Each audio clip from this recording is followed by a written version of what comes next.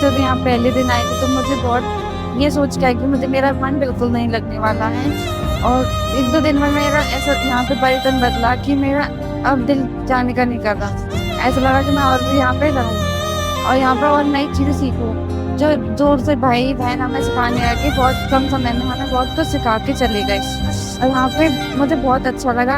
अब भी शिविर लगेगा तो मैं जरूर आऊँ। मुझे मैंने ना आगे अच्छा लगा। मैंने यहाँ वो गाड़ी चलाना सीखा, रोडे सीखा और हमें खबर एक भैया मतलब आंखों पे पट्टी पढ़ाना सिखाया था। और यहाँ पर मुझे भैया की याद आई थी, गाड़ियों की याद आई थी। मैं सोच रही हूँ यहाँ 1-2 दिन और रुक जाऊँ, तो कहते पर मुझे यहाँ आके बहुत अच्छा।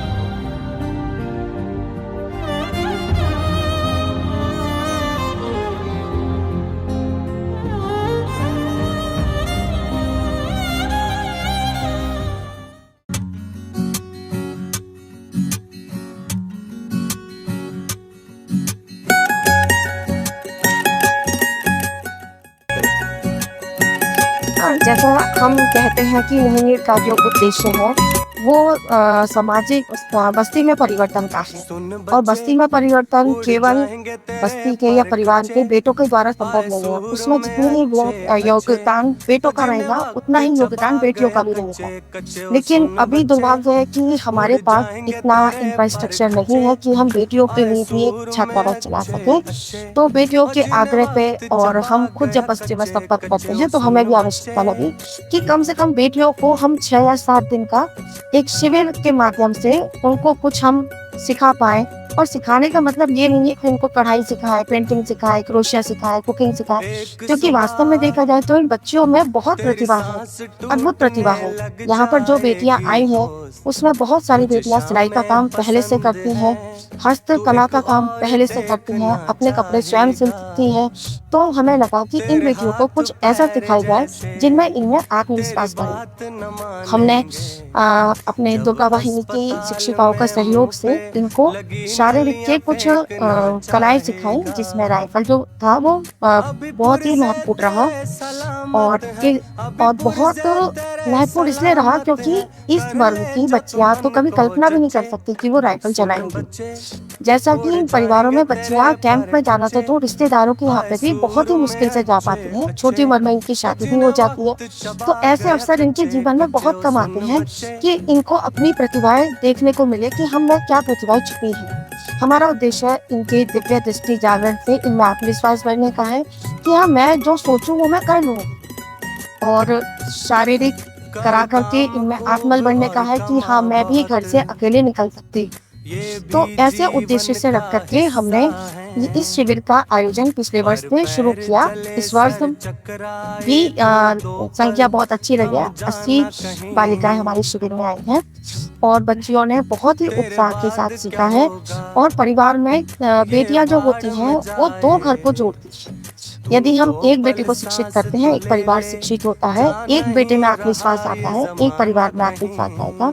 और यदि हम बेटियों में आत्मविश्वास बढ़ेंगे तो बेटियां आगे आने वाली पीढ़ी में भी आत्मविश्वास बढ़ेंगी, जिससे 2 घर में आत्मविश्वास बढ़ेगा। और बस्तियों में भी जागरण का कार्य और जो विकास का कार्य अपने ऊपर निर्भर होने का कार्य है वो बेटियां भी अपने कंधों पर लेंगी और भैया और बहन दोनों मिलकर के बस्ती के विकास के बारे में सोचेंगे। मैं ये नहीं कह रही कि कर पाएंगे, लेकिन कम से कम सोच पाएंगे कि हम इस दिशा में क्या कर सकते हैं, हमें क्या करना चाहिए। वो समाज का सहयोग मांगेंगे और जब भैया बहन दोनों मिलकर के आगे बढ़ेंगे तो निश्चित रूप से परिवार और बस्तियां दोनों ही आगे बढ़ेंगे। उड़ जाएंगे तेरे पर खच्चे, आए सूर में अच्छे अच्छे, और जिन्हें वक्त चबा गया कच्चे कच्चे। ओ सुन बच्चे, उड़ जाएंगे तेरे पर खच्चे, आए सूर में अच्छे अच्छे, और जिन्हें वक्त चबा गया कच्चे कच्चे। ओ सुन बच्चे,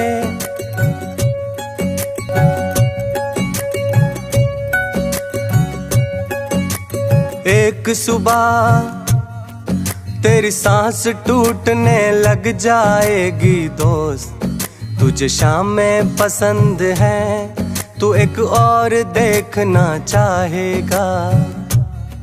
तेरे हाथ पैर जैसे तेरी बात न मानेंगे, जब अस्पताल में मुंह पे लगी नलियां फेंकना चाहेगा।